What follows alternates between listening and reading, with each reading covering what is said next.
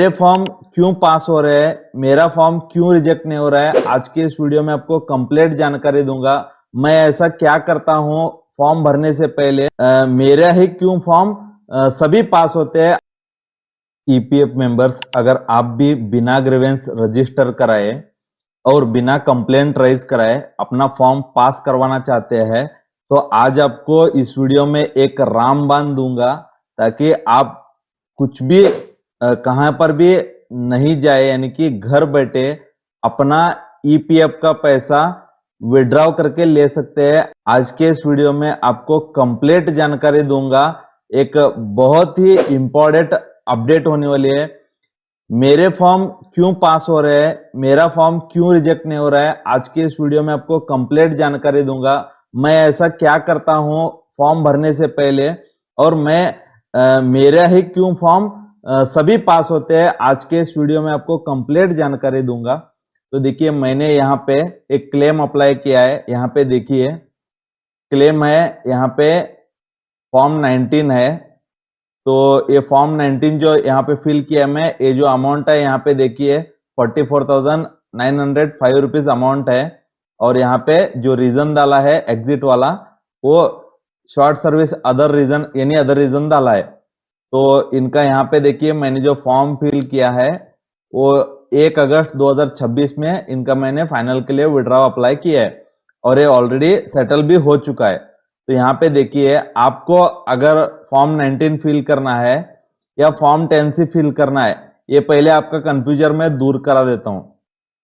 जब भी आप फाइनल सेटलमेंट के लिए अप्लाई करेंगे तो आपको पहले फॉर्म 19 ही फिल करना है। फॉर्म 19 फिल करने से पहले आपको क्या क्या चेक करना है आपके ईपीएफ रिकॉर्ड में, वो आपको पहले बता देता हूं। देखिए, आपको पहले क्या करना है, आपका जो नाम है ईपीएफ रिकॉर्ड में, यहाँ पे जो नाम है वो आपका आधार में जो नाम है ईपीएफ रिकॉर्ड में, बैंक पासबुक में आपके और पैन कार्ड में, ये सभी चारों में एक होना चाहिए। इसमें कुछ भी मिसमैच नहीं होना चाहिए। भले ही आपने ईपीएफ का ऑलरेडी केवाईसी किया भी होगा, लेकिन फिर भी आपको एक बार वो मैच करके देखना है। बाय चांस आपने कभी बीच में ईपीएफ का जो रिकॉर्ड में ऑलरेडी केवाईसी किया है अपडेट, और कभी आपको जरूरत पड़ने पर आपने किसी डॉक्यूमेंट में करेक्शन करवाया होगा, तो एक बार रीवेरीफाई कीजिए। आपका टाइम वेस्ट नहीं होगा या फिर आपका क्लेम भी रिजेक्ट होने से बचने के लिए आप ये पहले देखिए और चेक कीजिए अपने ईपीएफ रिकॉर्ड में। केवाईसी मेरा अपडेट है, मैं अप्लाई कर देता हूं, जल्दबाजी में ऐसा ना करें। और पहला फाइनल विड्रॉ डालते हैं तभी आपको फॉर्म 19 फिल करना है। और उसके बाद में यहाँ पे नाम होने के बाद में यहाँ पे डेट ऑफ ज्वाइनिंग चेक करनी है। उसके बाद में यहाँ पे डेट ऑफ एग्जिट चेक करनी है। यहाँ पे जो आपका डेट ऑफ बर्थ है ये आधार में पीएफ रिकॉर्ड में मैच होना चाहिए। ये सभी अगर आपका करेक्ट है तो यहाँ पे ये रिकॉर्ड आपका सही है। इसके बाद में यहाँ पे नीचे आएंगे हम केवाईसी डिटेल में, तो यहाँ पे आपका बैंक अकाउंट नंबर है, यहाँ पे आपका बैंक अकाउंट आईएफएससी कोड है, यहाँ पे बैंक डिटेल है, यहाँ पे आपका मोबाइल नंबर है, यहाँ पे आपका आधार नंबर है और यहाँ पे आपका पैन कार्ड नंबर है। ये सभी जो डिटेल है ये वेरीफाइड है, लेकिन इसका मतलब वेरीफाइड है, लेकिन इसमें अगर बाय चांस आपने अगर नाम अपडेट किया रहेगा तो उसको पहले चेक करके एक बार रीवेरीफाई करके लीजिए। अगर आपका कुछ अपडेट किया है बीच में तो रीकेवाईसी करके वो करेक्शन करके वेरीफाई होने तक वेट कीजिए। केवाईसी अप्रूवल जैसे ही हो जाएगा उसके बाद में आप फॉर्म 19 अप्लाई कर सकते हैं। ये एक बेसिक आपको पहले डिटेल सभी चेक करना है। इसके बाद में क्या चेक करना है, यहाँ पे देखिए मैंने एक पासबुक इनका ओपन किया है और वो पासबुक में आपको क्या क्या चेक करना है ये मैं बताता हूं। देखिए, यहाँ पे एग्जाम्पल के लिए आपको ये मार्च महीने का कंट्रीब्यूशन है।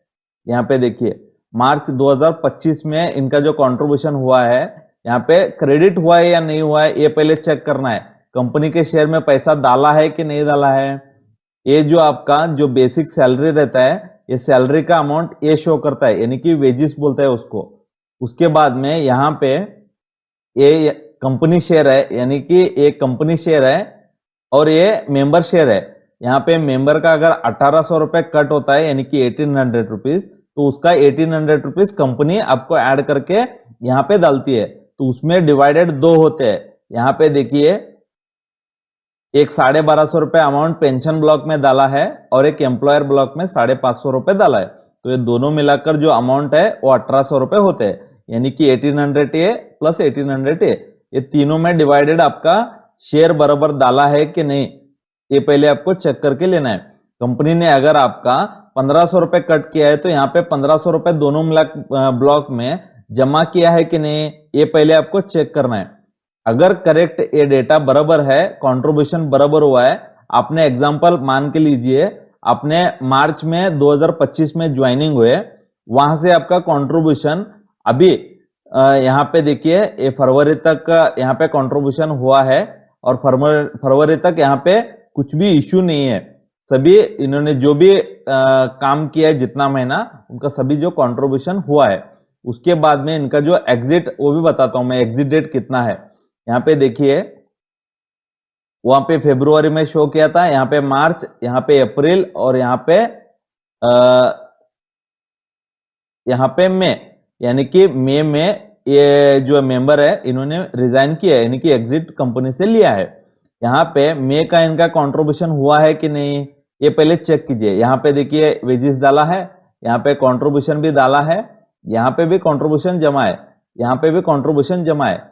यहाँ पे देखिए मैंने 1 अगस्त को इनका जो क्लेम डाला है, यहाँ पे मैं पहले पासबुक चेक करता हूं क्योंकि उसमें कुछ मिसमैच डेटा तो नहीं है, ये पहले मैं चेक करता हूं, उसके बाद ही मैं क्लेम अप्लाई को लेता हूं।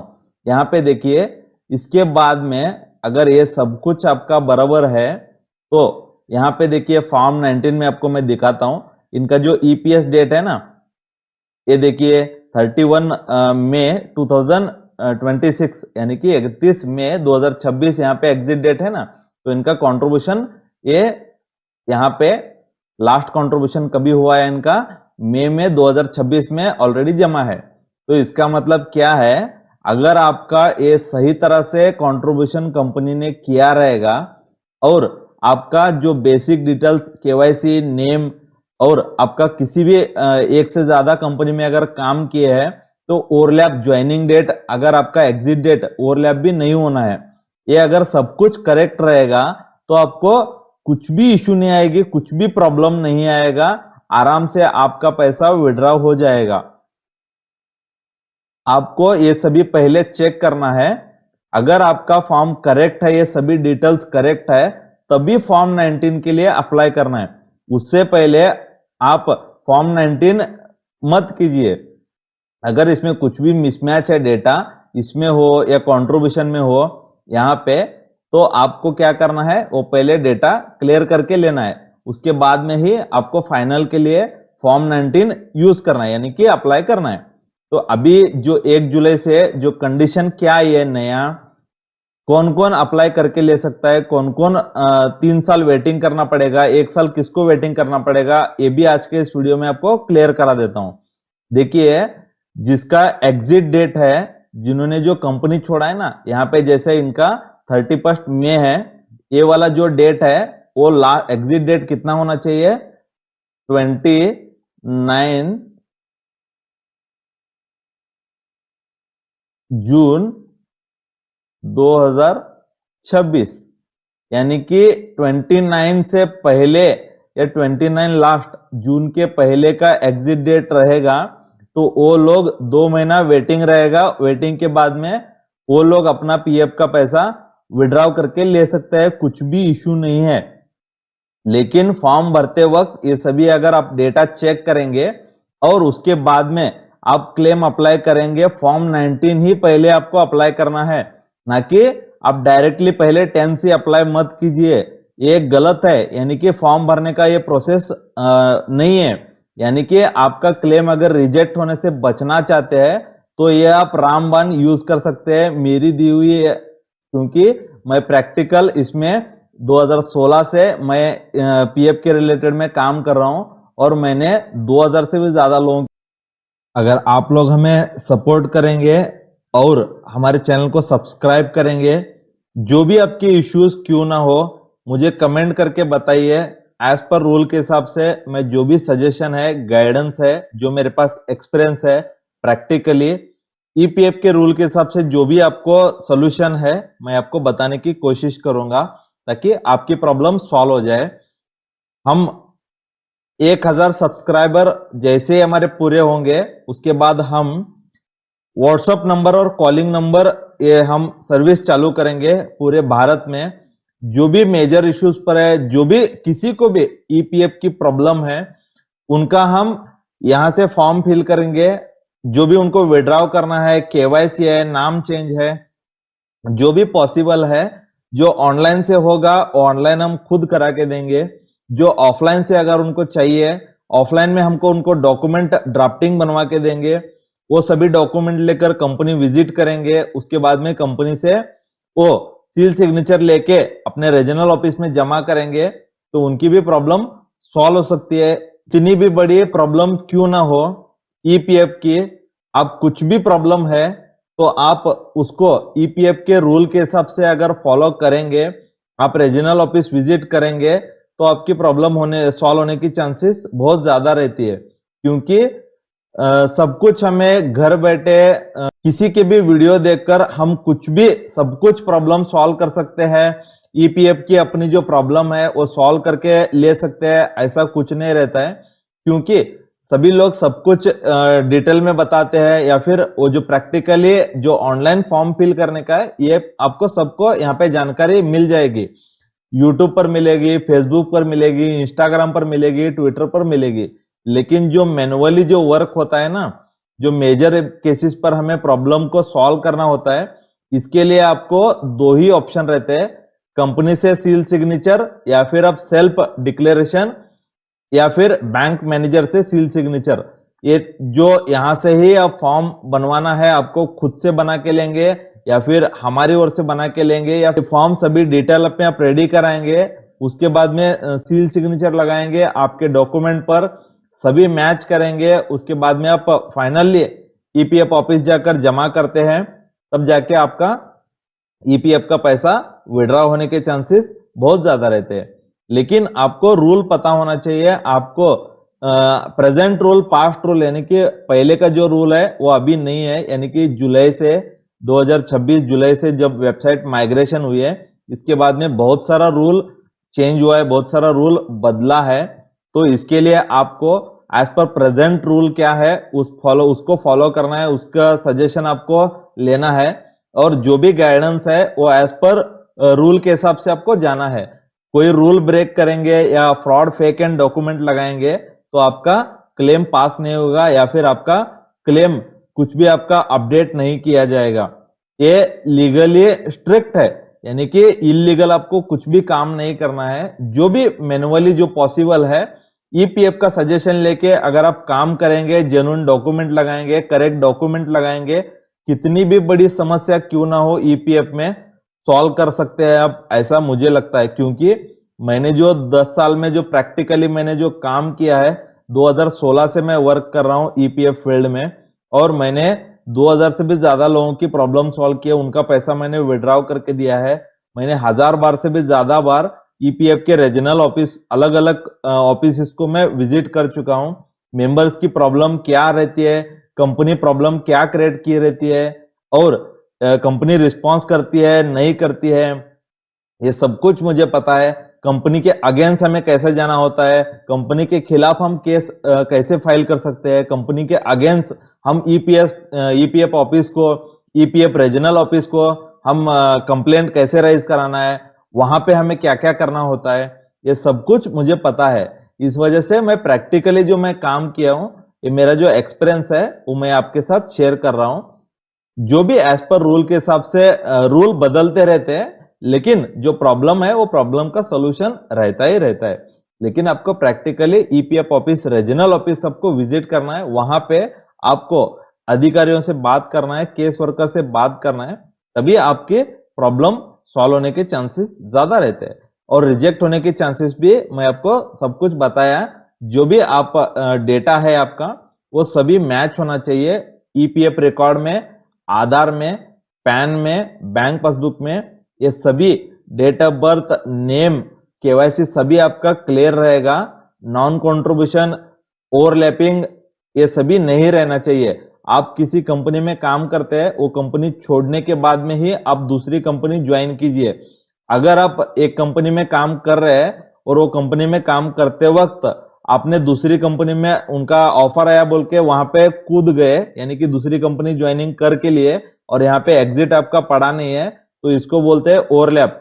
ओवरलैप होने से आपका क्या होता है, यहाँ पे डेट ऑफ एग्जिट और वहां पे ज्वाइनिंग, दो कंपनी में एक बंदा कैसे काम कर सकता है।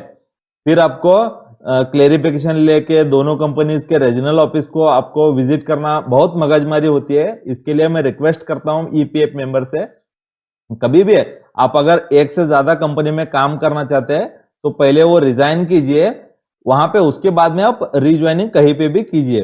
और एक मैं इंपॉर्टेंट रामबान मैं देना चाहता हूं ईपीएफ मेंबर्स को।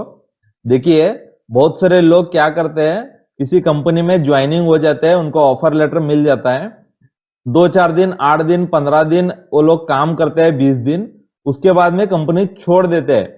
तो बहुत सारे कंपनीज क्या करती है, बिना बताए मेंबर ने कंपनी छोड़ा है बोल के उनका है ना कंट्रीब्यूशन ही नहीं करती है, सिर्फ मेंबर में ईपीएफ की जो मेंबर आईडी है वो क्रिएट करती है और आपका ज्वाइनिंग दिखाती है, ना ही एग्जिट अपडेट करती है और ना ही कंट्रीब्यूशन करती है। तो आपको प्रॉब्लम कभी आती है, जब आप नेक्स्ट कंपनी ज्वाइनिंग करते हैं या फिर वो कंपनी आप लास्ट यानी कि पीएफ फील्ड में आप काम ही नहीं करने वाले हैं, तब आपको ये दिक्कत आती है।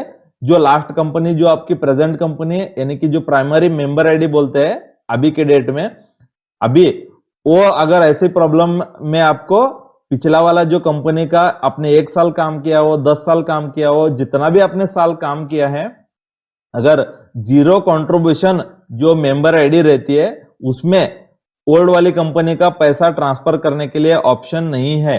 ये आपको मैं क्लियर बता रहा हूं। तो आप कभी भी ज्वाइनिंग होने से पहले वहां पे अगर आप काम करना चाहते हैं, कम से कम एक 6 महीना आप काम करने का ऐसा सोचिए और ईपीएफ फील्ड में, ईपीएफ जहां पे जो भी करता है जिस कंपनी में, वहां पे आप काम कीजिए, क्योंकि आपको बाद में परेशानी ना हो, इसके लिए मैं एक इंटीमेशन दे रहा हूं आपको, एक गाइडेंस जो सजेशन है, जो अवेयरनेस है, ये मैं आपको बता रहा हूं।